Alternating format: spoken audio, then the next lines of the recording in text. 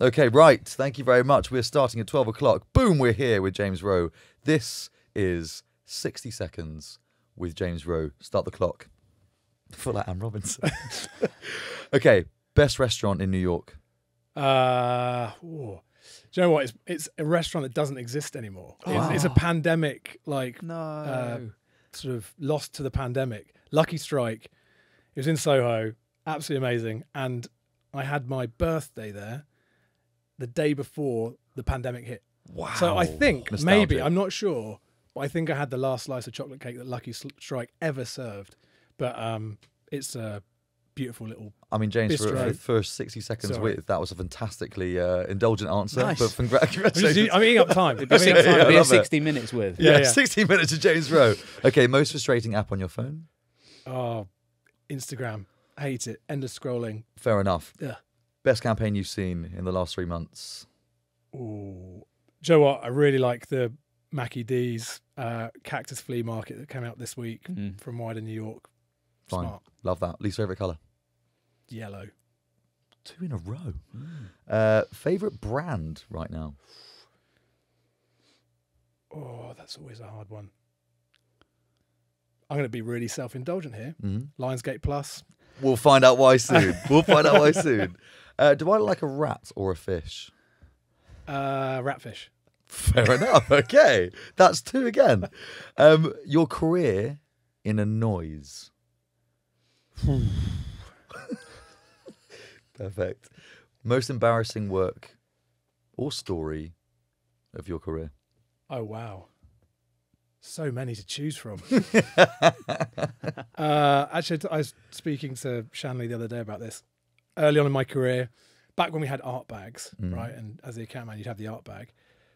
Got to the meeting, unzipped the art bag, had picked up the wrong art bag and was currently in a client meeting with another client's work. So not only had ruined my meeting, I'd also ruined someone else's meeting who was probably opening the Magnus cider work in like a Tesco meeting. So yeah, that was, That's know, class. and when you're account exec or account manager, you're like, oh, fuck.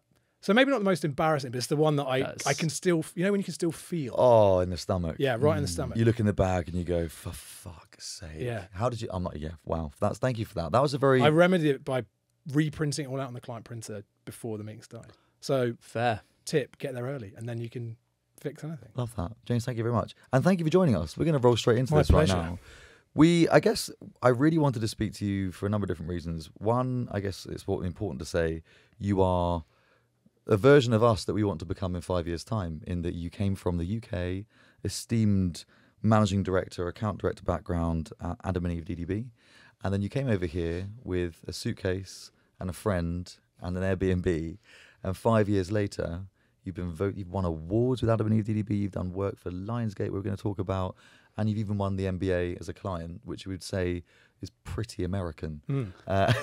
So I want to start by saying, why did you pick New York and why did you end up here?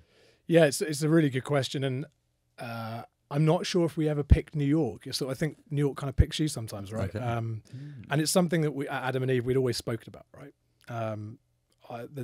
The 5-6 years I was there in the UK were amazing 5 or 6 years.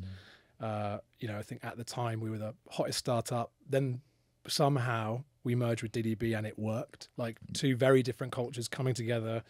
Not only did it work, we were the most successful, continue to be one of the most successful agencies in the UK. And they got to a point where there wasn't much more we could do in the UK, right? You conflict yourself out of various categories. We've grown to a certain size. The work product was great across most, if not all, of our clients, which, often the times that's one of those things where you're like, we need to do better work there. But, and the opportunity came up to think about expansion.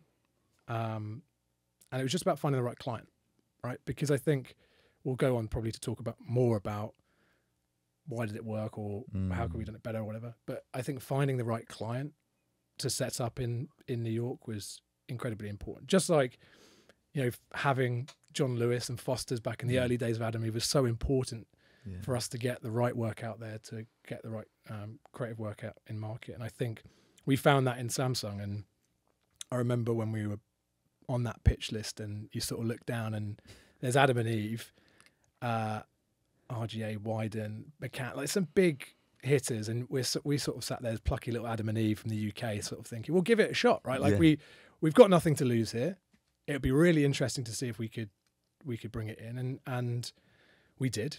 And 2 weeks later, we were here, and it was that quick, and it was that quick, that exciting. Yeah, I mean, it's cool. Sort of, you know, you win it, we need to service it, and we need to lay down plans of the office, the staffing, and all this. And obviously, during that pitch process, we were talking about that in the background. So it was not a normal pitch for us, because it was really that opportunity that we had been looking for. And obviously, you know, Adam and Eve in London, we have a lot of global clients as well, but being able to have a client that was based in New York, you know, Samsung were based in Washington Street, which is just opposite the Standard. So they have a base there and one in New Jersey. And it was a real sort of landmark, and it gave us a real sense of gravity. It gave us a real focus, rather than the alternative, which is like set up shop and like open the doors and be like, come on in. There's nothing inside yet, but there will be. And I think that would have been a harder sell. Do you think you still would have done, or the move, could that have still happened without Samsung? I'm sure it could have. And I think it would have looked a lot different. Yeah. And I think, you know, one of the things that we believe at Adam and Eve is to sort of let the work do the talking. And I think when you've got a client like Samsung, really demanding, but really high standards and constantly making work, is that you get to prove yourself quite quickly, one way or the other, right? And, you know, in the first 12 months, it was, let's make sure we can like stay here longer than 12 months. Were they a client in the UK, and then they invited you to pitch from the US work, or like how did it? Not at the time. No, we knew the CMO Mark Machu from his days at Unilever. I used to run part of Unilever when I was at Adam and Eve in London, and he had been he'd taken up the CMO role there at Samsung. Cool. And that's how we sort of got away onto that list. How did you localize yourself quickly? Because I think that's the biggest. The thing you hear a lot of, you know, UK agencies coming over here, and we'll come on to that as well. Yeah. How did you quickly localize yourself and go, right, that's what they're going to want to see? Yeah, it's not a quick process. And I think anyone that tells you otherwise is lying. But what I think it was a shock to me how different it is. And I think that's probably one of those things that isn't talked about enough. I think in the UK, we look at the US as our, you know, great strategic partner in all things. Political and otherwise, maybe not so much now, but I think because American culture is so prevalent in the UK, we kind of go, yes, same. But actually, when you come over here, you realize there are quite a lot of differences culturally, politically and otherwise, in business and in advertising. And I think we sort of came over here thinking one thing and quite quickly had to reappraise that. What was the and how we did difference? That? Look, I think from a cultural point of view, and specifically cultural point of view within advertising, America is used to buying and selling, right? It's not. It's there. It's in the work. It's so clear. I always like the analogy I give is like, in America it's a straight road from A to B. And in the UK, we sort of dance around and romance someone and sort of, you know, very much in that sort of the John Lewis mold of tell them a beautiful story and integrate the product and the brand message into it.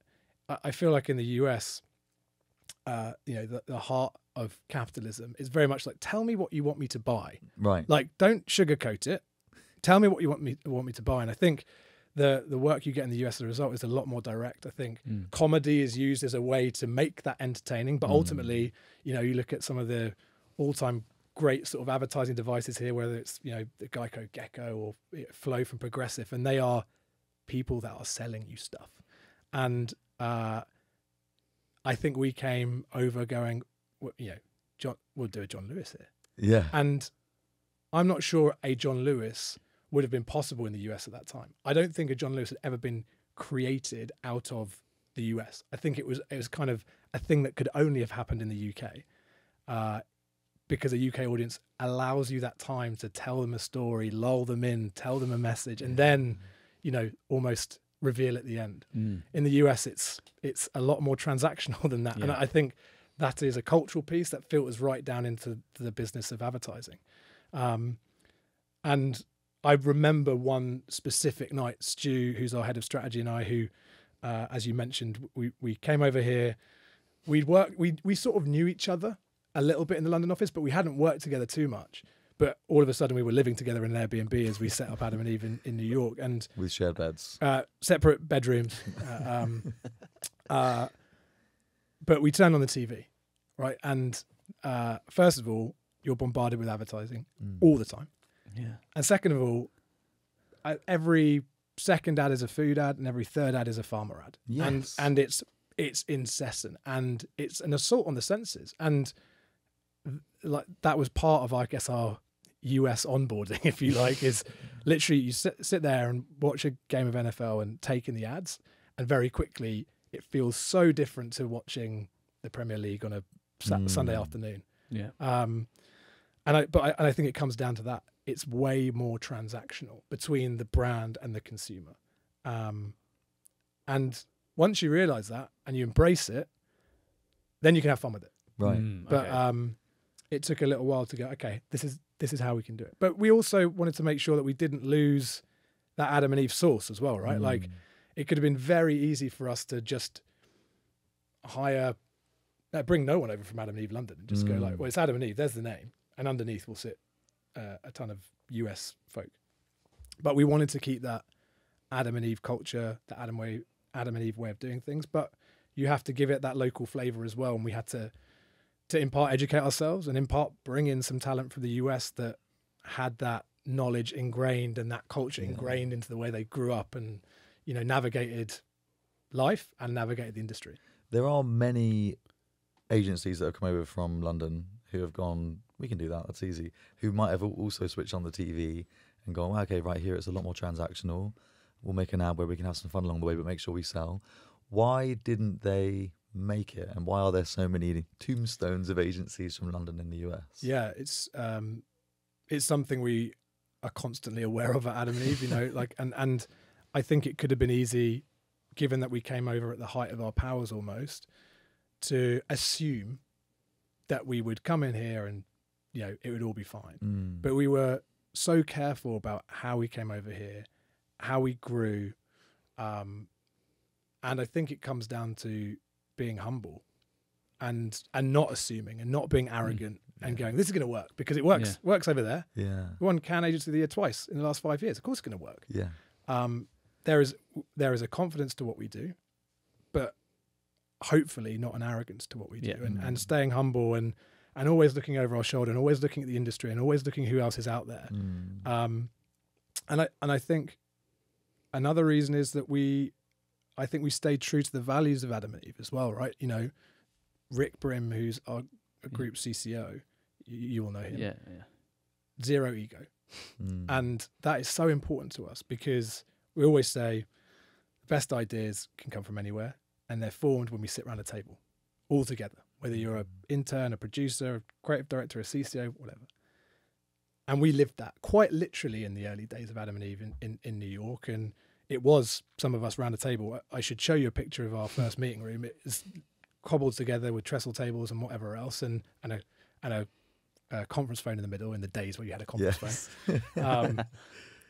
And it literally was 10, then 15, then 20, then 30 of us around that table figuring it out. And wow, there was no ego. There was no, big name on the door. It was all of us. Because it's another thing we say, but it's been so true. All of us are stronger than one of us, right? Like it's all about the collective. And I think we stayed true to that. And I think when you do that, it becomes easier because you're sharing the problems together. You're sharing the highs, the lows, the wins, the losses. And again, it's all about trying to stay humble and staying true to who we were as a brand and as a business. Yeah. What do you think's changed the most about you? So you come from London, obviously now 5 years in New York. From a personal perspective, but also from a work perspective, what do you think the biggest changes have been so far? Wow. Is this therapy session? Yeah, man. Wait for the next question. Why did you murder those three people in there? Yeah. You told me we wouldn't speak about that. Strike that. You can redact that from the record. What's changed the most? Wow. You should probably ask my wife, who was my girlfriend and is now my wife. So that's one thing that's changed. Okay. But I think I think I'm probably a lot more measured than I was in the UK, right? Like coming from Adam and Eve, when we were working, one week we're working with David Becker, the next week we're working with Wes Anderson. When you then land in a foreign land, that it kind of knocks you down a peg or two, and you really have to work hard to build that back up. So I think I've become a lot. I think you can ask my team, but I think I've become a lot more measured, perhaps level-headed, and I think you have to be.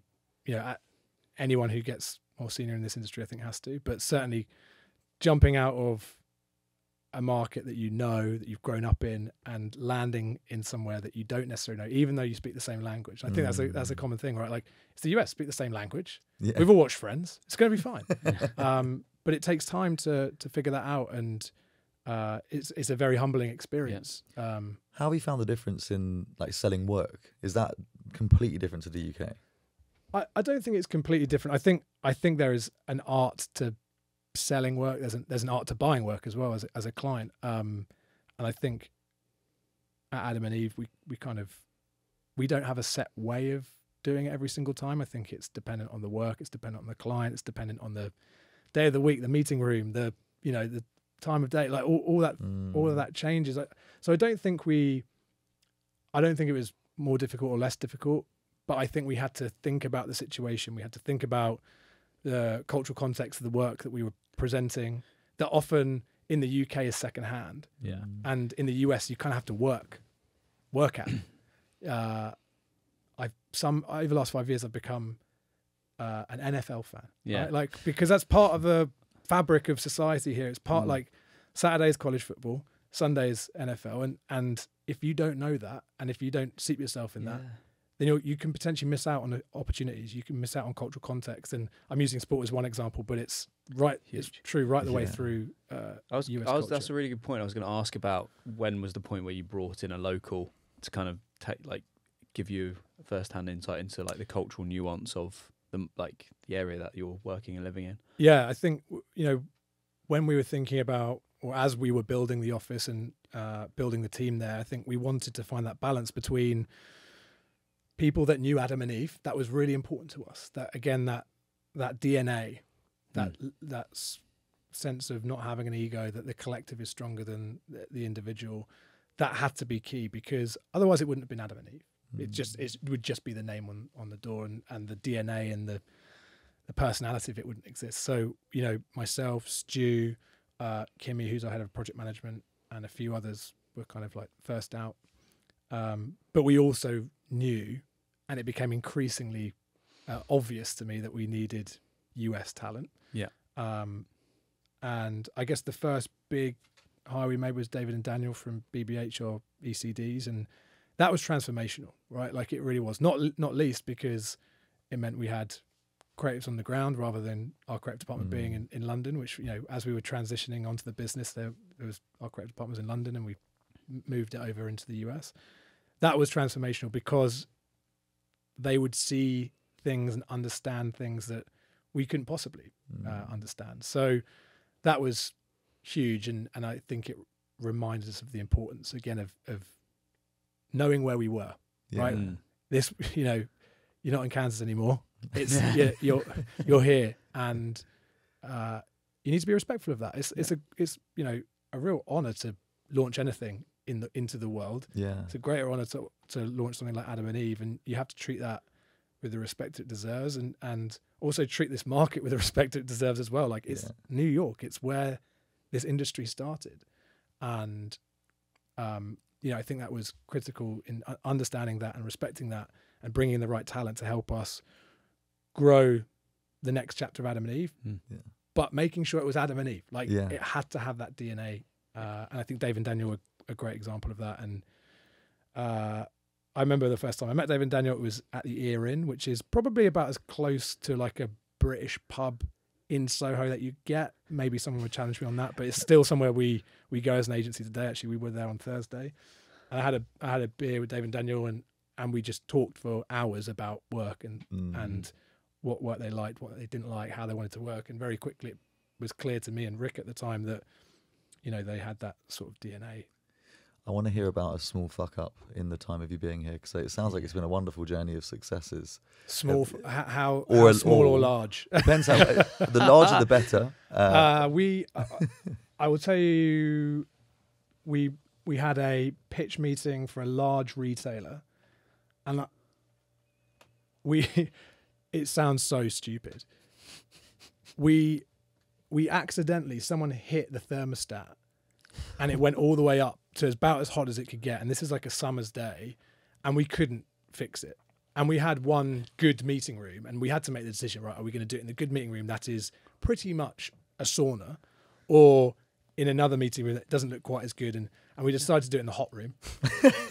And I think the only way I can describe as not winning that pitch is we sweat them out. Like we, like oh my God. it was, and not people were expecting dripping that. with sweat. We were just kept on bringing water and thinking that would help. And the team did it. I tell you what, the team did a brilliant job. We had boards around the room, and the work I think was great.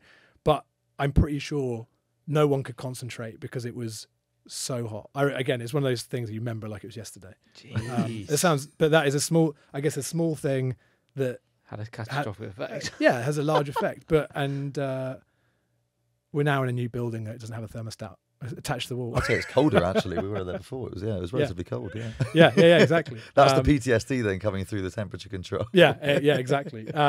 But that's just one of those things where you're like, it's you look back at it now, and it's funny. Yeah. And at the time, it was quite funny as well when everyone was dripping with sweat. But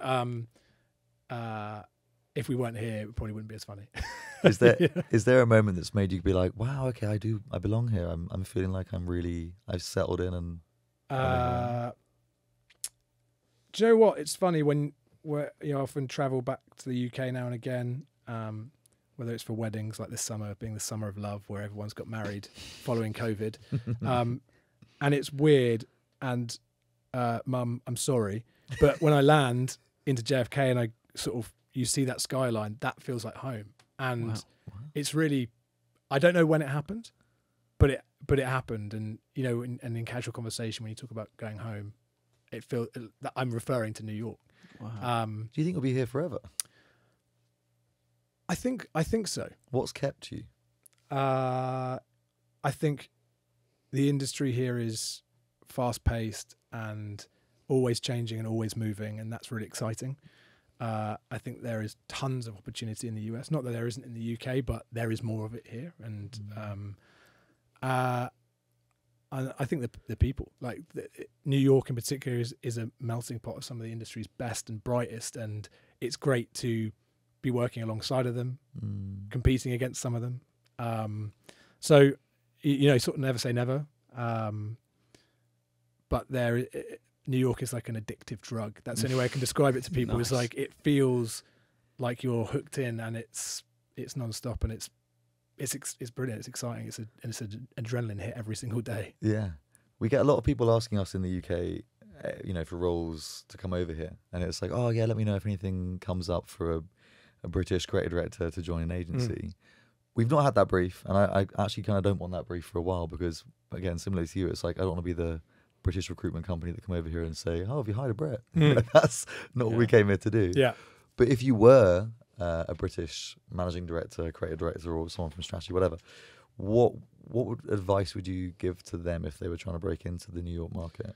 Yeah, I think it's interesting. It goes back to that point around like arrogance I was talking about earlier and being humble. Like I think when you're in another market, whether it be the UK or in London or Amsterdam, I think there can be the perception that that's the center of the world. It's certainly the center of your world, right? Yeah. And you sort of, I grew up in the industry in London, and you're sort of like, well, have you not seen my work for Tesco Mobile? And people are like, what the hell's Tesco Mobile? Like, and even when we come over here and sort of say John Lewis to some clients, they'll be like, what?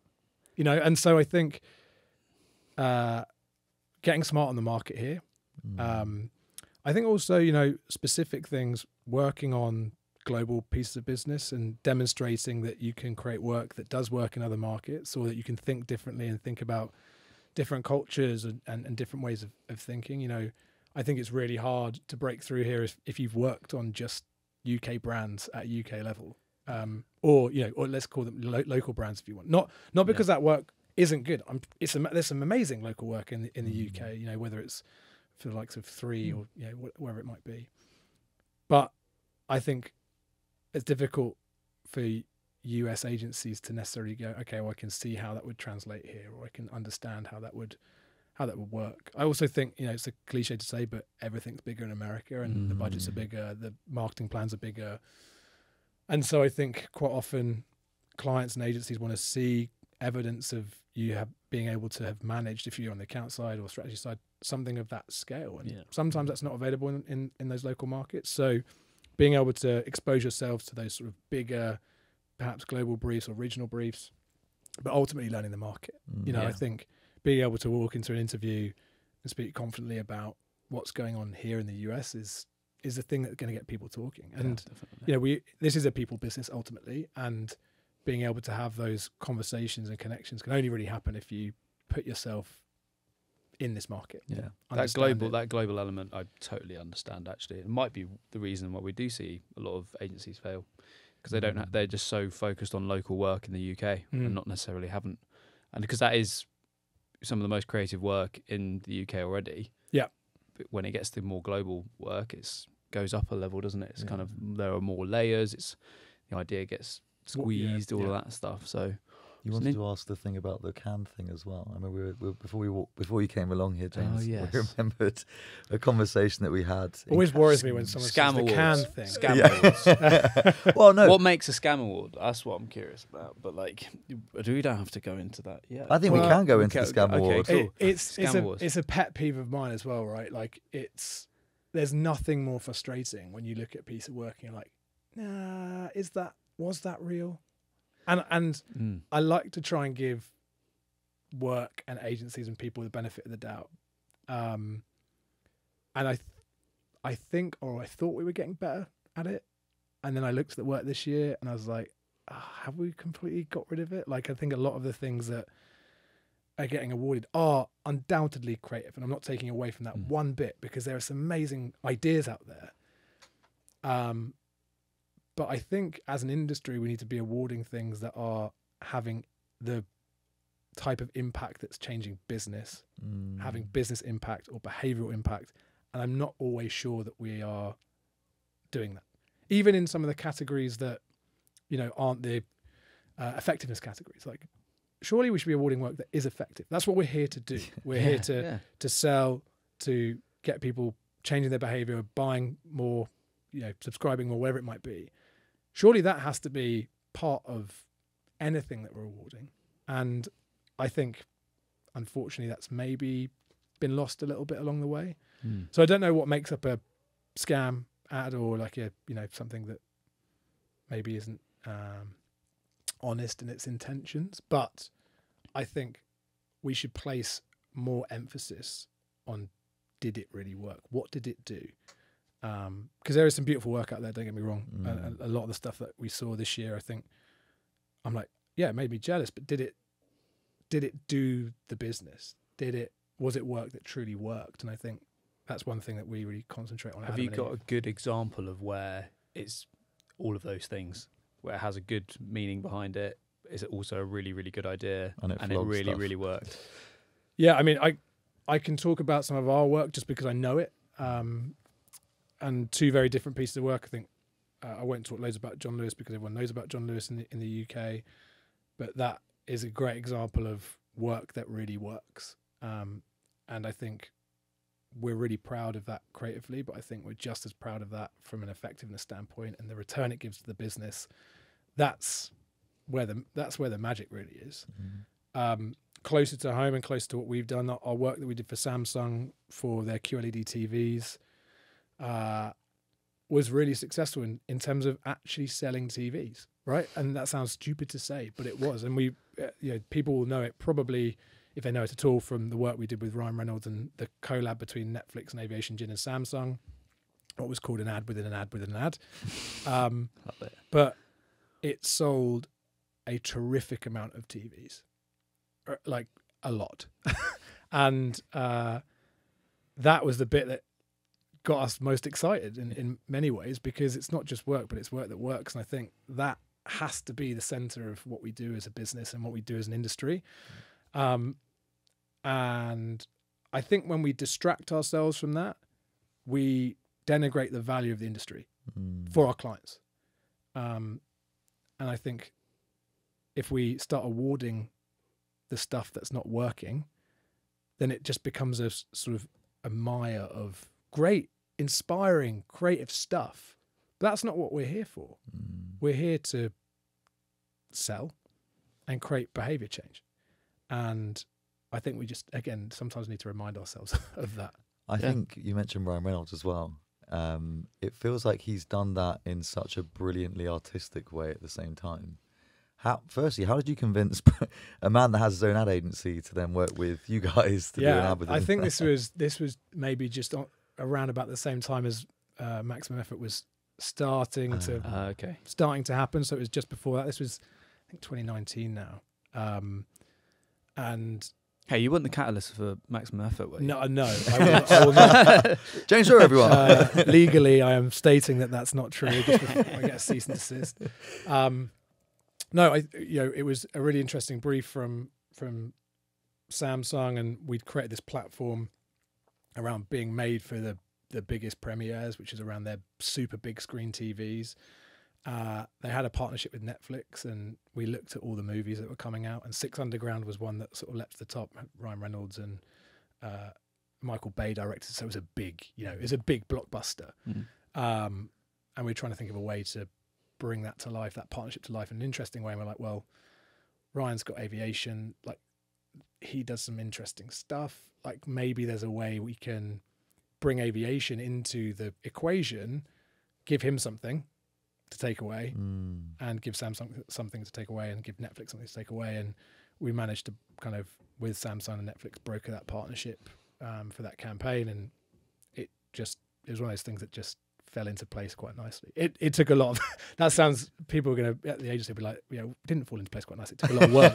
And it did take a lot of work, but, it died 1,700 times before it eventually got made. But even it was worth it. I'm hearing, again, like thinking about the buying and selling thing, you've looked at that and gone, right, okay, what are they going to get out of this? And it's like a cluster of return for everyone that's involved. It's just a value exchange, right? Like that is what we're doing as advertisers ultimately. It's the value exchange. What am I going to give you in order to get something back? And particularly when we work with brands and partners, that has to be central to the partnership strategy.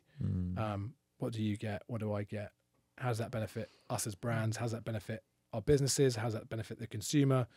And you're right, like it was just like a little sort of triangle of love. Of triangle of love. Woo! off the back of the summer of love. I like that little whoop. That was very American. Thank you. I'm learning it. Really, how was the whoop, guys? Was that okay? Pumped up. Okay, I want to ask you an honest question. The rest of them haven't been honest. No. You've lied about everything else. Right, okay. You're not getting this one past me. What are you still shit at? It's a great question. Probably a lot of things. I'll tell you what, I know that I am still learning every single day. And so there's probably a lot of things I'm bad at. Trying to pick out one for you. Do you know what? It's a really simple one. One that I always tell my team, like, just be on top of your to-do list. And my to-do list, like, is constantly I've moved it to digital, right? I used to write it all down. I was like, no, and it's just an absolute cluster of notes, and I should get better at like sitting down at the end of the day and just tidying that bad boy up, because it can get unruly. So that's a very simple one that I probably need to get better just at. Day-to-day efficiency. You strike me as someone that will just can't. Are you aware of what Parkinson's law is? Yeah. You strike me as someone that might kind of just swell into the more that you take on. Yes. And where do you think that comes from? If I could answer that, I'd probably be a lot more sort of relaxed and stress-free. But, I think we're just, over my time at Adam and Eve and even before, just so ambitious, right? And just wanting more and more and more and more, and never being happy with our lot. Even when we were sort of winning awards left, right, and centre. We're like, what's the next thing? What's the next thing? How can we be better? How can we do better? And I think that's also, I think, part of our success here is not, you know, when we won Samsung, it wasn't right, like, let's shut up shop. Yeah. It was, let's bed that in for 12 months and then spread our wings. And, you know, we went on a bit of a run of Jim Beam and Facebook and having that kind of restlessness. So I don't know, I couldn't tell you where it comes from. Well, where does that stop then? This is the question that Sam was chatting about before, I guess. But what would be champagne, holy shit, we did it moment for Adam and Eve DDB New York? Yeah, it's I think for us, and I don't know how my UK colleagues will feel about this, but being able to be at least level pegging, if not more well regarded than our UK agency is or was. That could mean Can Agents of the Year or Ad Agents of the Year, whatever that means. But I think being able to stand shoulder to shoulder with an agency as sort of respected and storied as that is, I think that's when I'd probably, you know, have earned a day off. But yeah, you know, more weddings for you next summer then, mate. Yeah, but I think that's it's an incredibly sort of nearsighted goal in many ways, like you're comparing yourself to yourself in many senses. But I think because of the success we've had, it's a good one for us. What needs that? I think it's a bigger, America is bigger, as you're saying. It's a bigger task, arguably, because it is a bigger island geographically. Yeah. I think. But what needs to happen commercially to be weighed up as successful as London? Yeah, I'm not sure if it's commercially, to be honest. I think if it was commercially, that would be one thing, and that would be great. I think it's more from a creative standpoint and from a respect standpoint in many ways, right? Like, are we respected creatively? Are we seen as that creative powerhouse? And I think we are doing some brilliant work. I want to do more, you know, and I think we're doing it on some brilliantly big and ambitious brands, whether that's Samsung or Molson Coors or NBA 2K. Like, those aren't small brands. We're not sat here talking about, you know, a foot cream brand. These are huge US brands. So I don't think it's necessarily about size, and I certainly don't think about it from a commercial perspective only. There is that piece to it, don't get me wrong. That's a large part of my job. I shouldn't ignore that. But I think for us, success is creative success. It's being awarded for the work we're doing. It's being respected. It's being the place that people clamber over to be at because the work is special and people can see it. And it's an enjoyable place to work at. Like I always say to people, I got into this industry because I enjoy it, right? I enjoy the thrill of cracking a challenge creatively for a client. And we've tried to build an agency that other people can have that feeling and that enjoyment into. Otherwise, we might as well just go work in a bank, right? Like, we can work fewer hours if we were lawyers or bankers or whatever, right? And earn probably more money. But why do we do it? Because I think we're this breed of people that love that challenge. We love the thrill of the challenge. And we've tried to make an agency, and we have made an agency in the UK, and I think we are there and building and evolving in the US, that people enjoy that thrill and that challenge. Yeah. I wanna get to understand, I guess, a bit about the stuff that you're scared of a little bit. Is there anything that drives? I hear this restlessness kind of energy to you, to Adam and Eve New York. Is there anything that you're scared of as a business? I don't think we're scared of something. Like, I don't think there's a thing out there that we're scared of and we're going, oh, we would never do that, or that thing's scary. I think the thing that I have been perpetually scared of since being here is failure. Is you know, to your point, you know, the graveyard of UK agencies, the graveyard of agencies full stop in this market is large. That has been, you know, the tail between your legs moment is something that sits at the back of my head, of flying back over and being like, no, we've shut up shop. that is, I think, actually going back to your question, why are you so restless? It's the fear of that. Wow. And that's personally what drives me. I don't think it's something we're scared of as an agency. No. But I'd be lying if it wasn't, right there in my periphery or the back of my mind. I don't know why. That's probably pride and other things in there, but that's the thing that, I'm just always checking myself on. Yeah. And I think that just fuels our kind of drive and ambition. Nice. Amazing. Industry-wide, I want to ask you some questions around kind of this weird, wonderful world that is New York ad land. Are there any myths that you want to bust from Brits coming over here being like, oh yeah, I've heard it's really X, but it turns out it's not? I'll start you off on one. A lot of British creative people that have done mainly British creative brand advertising say that the work here is too salesy. We've covered that. That's a lot of conversations we've already spoken about. And again, it's not true, because when you're here and you compare that against what really is salesy work, that is the hearing aid that's being sold to me 3 times already since being here, ad after ad in between the... I want to see what your search history is, that if you're getting sold that ads like again and again and again. But is there any myths that you're like, it's just not true, but you wouldn't have known until you've been here? Oh, I don't know. I feel like the industry since I've been here has changed so much, and we've had the small matter of a pandemic in between it. Is there a myth?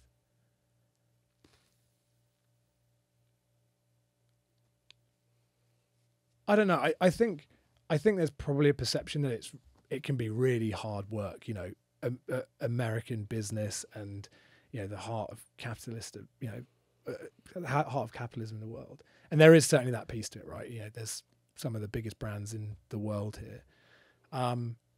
But I think there's also loads of opportunity to do smaller, more intimate, niche pieces in America as well. So, we were talking earlier about the smaller, more local brands. There are plenty of those here as well. I think there's a perception of, it's the home of McDonald's and Nike, and it is. But there's also so many interesting, small, entrepreneurial brands and founders and marketeers. And I think there's plenty of opportunity there as well. It's not just the kind of, the things you see in the movies and the things you see every day on your Instagram feed. What pisses you off about this industry? Fads, trends, innovation. It kills me. Like, the amount of times we get asked, or I see out there, metaverse things and trends like that, and it really annoys me, and it annoys me for a couple of reasons. One, because I think it's a time suck for a lot of people, like an unnecessary time suck for a lot of people. And secondly, because, and this is like a very much a kind of Doyle Dane Bernbach, Keith Reinhardt piece around like the unchanging man. And like, I deeply believe that as a human race, we haven't really changed that much ever. Like the things that like the emotions that we feel and the things that make us tick, whether it's love, hate, fear, haven't really changed. Like those are basal things that we experience. And I think those, when you tap into those, that's when the most powerful work happens. So when we spend all our time having to think about or swat up on the metaverse, which we can talk about later, or fads or trends. And I think the word fads and trends, like trends is used when you want to sort of over-intellectualize a fad. And don't get me wrong, there's a place for keeping a sort of pulse on culture and things like that. That's not what I'm talking about. I'm talking about like the industry's constant obsession with the next thing. When we haven't even done the thing we're meant to be doing well sometimes. Back to our conversation around fake work and making work that sells and things like that. And I think it's just an obsession and a distraction to keep people employed sometimes. Let's focus on the thing we're meant to be good at. That's how we're going to earn respect in the industry, I think, as individual agencies, but also making sure whether you're a creative agency or a media agency, you're respected by our clients, right? So that's the thing that annoys me most, when I see like another trend fad presentation. Look at Like, that. come on. Popular one actually at the moment. We're hearing a lot about this anti-trend thing. I want to introduce you to a man called Wilkinson, who is my 9-year-old little brother. You've not seen him. He's on the floor. He is invisible. You've had a 9-year-old and you call him a man. Yeah, that's what I mean. It's harsh, There's a lot of expectation on harsh this man. parenting. I'm using him as a human to learn coming into this wonderful world of creativity. Mm-hmm. Let's fast forward his life a little bit. Let's get him to 21 years old. So now he is a man. Got it. Yeah. Where would you go if you were creative, relatively articulate, and driven and hardworking Mm-hmm. as a 21-year-old man, woman, or whatever you are right now?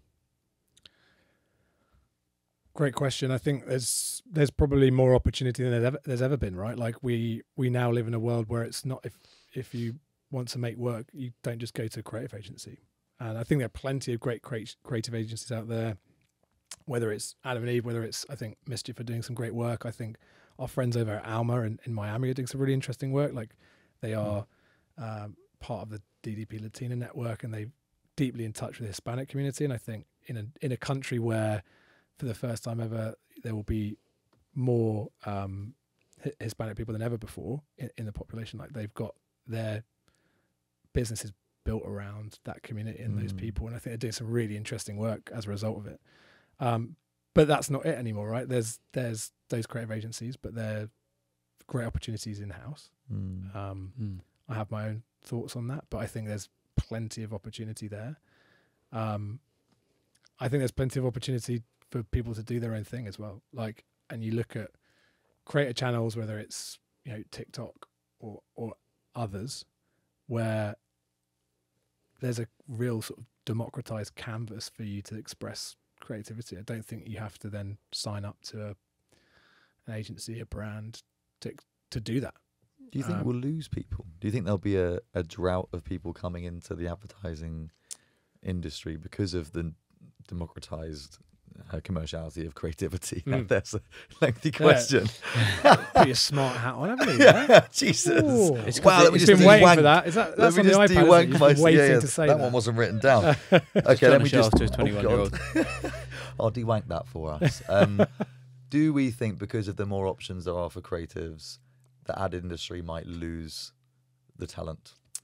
I think it's probably one of the things that, as an industry, we need to maybe not fix, because I don't think it's a problem yet, but we need to guard against. And I think we need to remember what our superpowers are. I think our superpowers as an industry, and certainly Adam and Eve, is really truly believing that a great idea can come from anywhere, whether you're a 30-year veteran CCO or you're a 2-year grad, right? Like there's plenty of opportunity there. And I think the one thing that agencies have as well is variety of opportunity. And my sort of one caution against in-housing is that you're working for that brand, right? Like, and I think it's what we have as agencies, the opportunity to one morning be working on a launch of a shoe and the next morning to be working on, you know, something completely different. I don't know, launching a microwave. I don't know why I said microwave, but you know what I mean. Like, and I think that variety is really beneficial when you're learning. Back to your 21-year-old son, brother, man, or whatever you're talking Wilkinson. about. Wilkinson. You know, I think what agencies really do offer is that variety and that breadth of opportunity. You're working on loads of different brands, whether it's, you know, Twix to Nike to McDonald's to Jim Beam to Facebook. Like there's so much wealth of opportunity there that you don't necessarily get elsewhere. And I think, and this is one thing that, you know, as we've come back to the office and things like that, I've been reminded of, is sort of learning by osmosis, you know, just being around creative people, seeing how they sell, seeing how to construct a presentation. You know, it's one thing to have a great idea, it's another one to sell it. And I think agencies are still brilliant at doing that. The best ones are. And I think if we're to retain talent, if we're to bring talent in, we need to be good at selling that to talent, right? There's so many, you know, it's been well documented, there's sort of talent leaving the industry for tech giants and things like that. But I think we are still where creativity happens, where creativity is born, where creativity thrives, when we're at our best. Less scammiest. Less scammiest. Yeah. All right, I want to make sure I give you a chance to kind of bring something into the room, your room 101 moment. I know we've already covered scam. We've already covered metaverse, not metaverse, because I know you're not saying that. It has its place. But you're definitely saying fads and that kind of stuff. Is there anything else that you, if you could get rid of it? I'm going to double down on the metaverse. Please go on. I think it is currently the biggest sham and fad in the industry, and it drives me insane. And I think I don't think I'm alone. Actually, I know I'm not alone. James Watley, thank you for all the work that you've done on that. He's done some great presentations on it, which is debunking the myth of the metaverse, you know. And I think it's really funny. You sort of know a trend or a fad when all the work is the first X in the Y, the first thing in the metaverse, right? And I feel like we've just got through that tranche of work that's been the first bowling alley in the metaverse, the first retail space, the first agency in the metaverse. I want to see how that agency's doing in the metaverse, because it's not really a thing, is it? Quite lonely, just looking around. Going, this is a shithole. Yeah, exactly. Where is everyone? Oh, they're not here. So it annoys me, because I think I think innovation is great, and I think it's really important that we continue to evolve and we continue to challenge ourselves. But the obsession with the new and the shiny infuriates me, and I think the metaverse is taking that crown at the moment. I want to flip it. Yeah. What good can come from the metaverse? No good can come from the metaverse. You heard it here first. No, look, I'm sure there is something we can take and learn, and maybe look, I'll be sat here, or I won't be sat here. I'll be sat in the metaverse in 5 years' time, ruining the time I sort of said the metaverse would die. But I think there's things we can literally learn from the metaverse in terms of, you know, technology and innovation and collaboration, and there's some interesting themes in what the metaverse purports to be. None of it is real yet. Like, you know, you think back, I sadly watched that kind of keynote speech from Zuckerberg when he was doing it all in the metaverse. But that wasn't the metaverse. That was just a really sort of slick, strange presentation. That sort of people went, oh, that's the metaverse. No, that's not the metaverse. That's just a way of presenting work. Yeah. So I think there's maybe things around sort of technology and using it for collaboration, particularly in a sort of borderless world and things like that. You know, as we've gone through the pandemic, I think people were craving for something that maybe gave them a bit of that. I think we can also learn what not to do when the next one of these things comes round, and all sort of jump onto it like it's this giant bandwagon that if we're not on it, that we maybe lose Left out behind. Yeah, and I think it comes down to confidence in who you are as a business and what we are as an industry, like chasing after this next thing. I saw that I think it was Argos in the UK this week launched the first ad campaign that was in the real world and in the metaverse, and like the daily users on that thing are like five people looking at it, and that was someone's nan going, what the fuck am I on here, how's that happened? Totally. And I'm sure there's some great work that Argos are doing, don't get me wrong, but that I just sort of look at it and go, I thought we were past this. And again, it's a lot of time, a lot of resource, and I feel like that could be better deployed as an industry in terms of doing things that matter, that sell product, that build brands. And again, innovation, great. Not against innovation. Do you just, sorry to interrupt, but do you find that your clients ask for those, or can you get us to do something which would be cool in the metaverse or something like that? And how do you manage that? Yeah, you know, sometimes those questions come in. Sometimes we ask those questions of ourselves as well. Like, you know, I didn't see the word metaverse or watch that presentation or read about what was going on and go, ugh, this is terrible, straight up. But you sort of have to educate yourself and educate the agency and educate the people you're working with first before we can then go and purport to, you know, sell that to a client or be an expert on it or whatever else. And can anyone truly be an expert on the metaverse? Maybe, but that's like, you know, I could be an expert of anything in a year's time. Yeah. There's playful elements to it.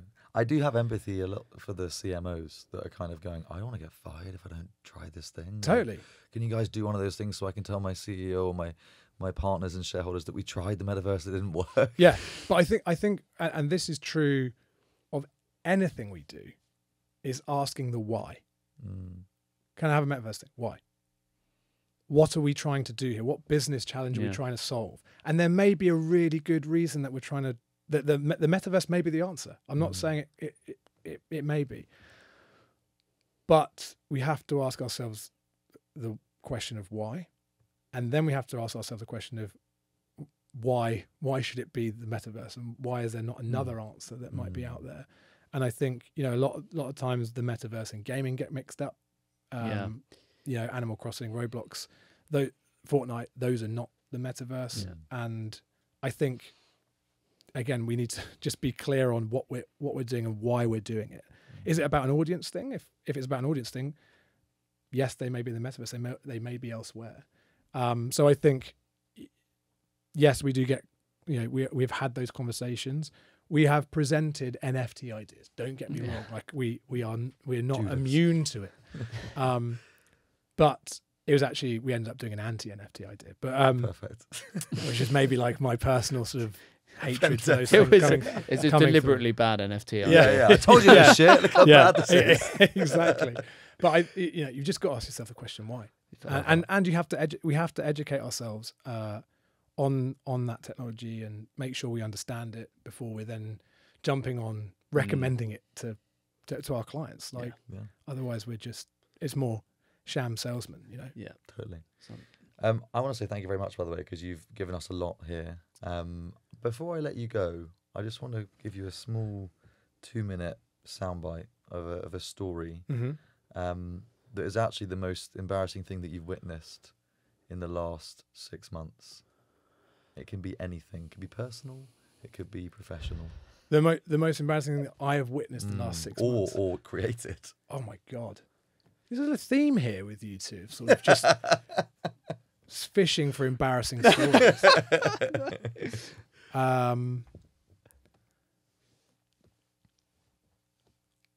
don't know.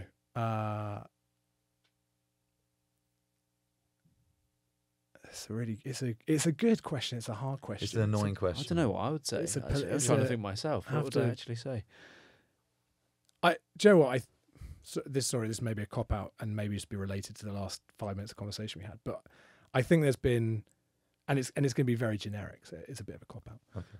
But I think there's been tons of people that have stood up on stage purporting to be experts on things like the metaverse and not understanding them. And as an industry, when we do that, it makes me cringe so hard because I think it's clear to a lot of us, and it must be clear to our clients, and it must be clear to our partners, and you know, people standing up being, we do this, that, and the other in the metaverse, or we're doing, you know, it just hurts me to witness that.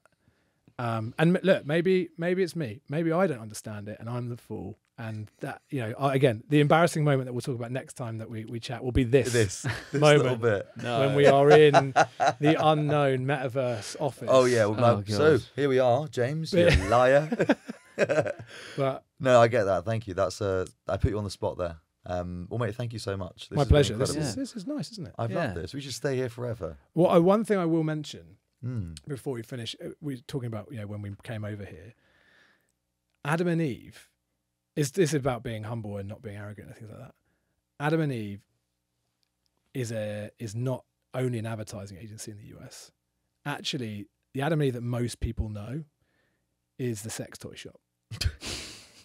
And we didn't know that when we came over here. Really? Yeah, it is. That is amazing. It's a way better name We've got to for a open sex with shop. that line. Surely, it's really that's exceptional. We had no idea until someone came into our office looking for a refund, and this is not a lie. This is year one. No. Yeah, asking for a refund, and we obviously were like, sorry, I think you've got. Are you Samsung? Sorry, But it goes to show Are you the you, store right? Like, manager? it goes to show you this thing about being humble. It's like no one knows what Adam and Eve is. Yeah. And Wow. and so that's one of those things that I always find funny. Is like, you know, you have to work hard to establish yourselves in a new market. Yeah. And now what we do, and this is a plug, but now in some of our new branding, we say Ooh. not the adult toy store round Beautiful, here. beautiful. Because Love honestly, it. like when you ask 9 times out of 10, when you say you work for Adam and Eve, they're like, oh, how do you? Can I get a butt In, plug? Is that in, okay? in immigration, it's like, oh, yeah. So that was a learning moment for us. fair When enough. someone's asking you love for a that. refund on their latest purchase.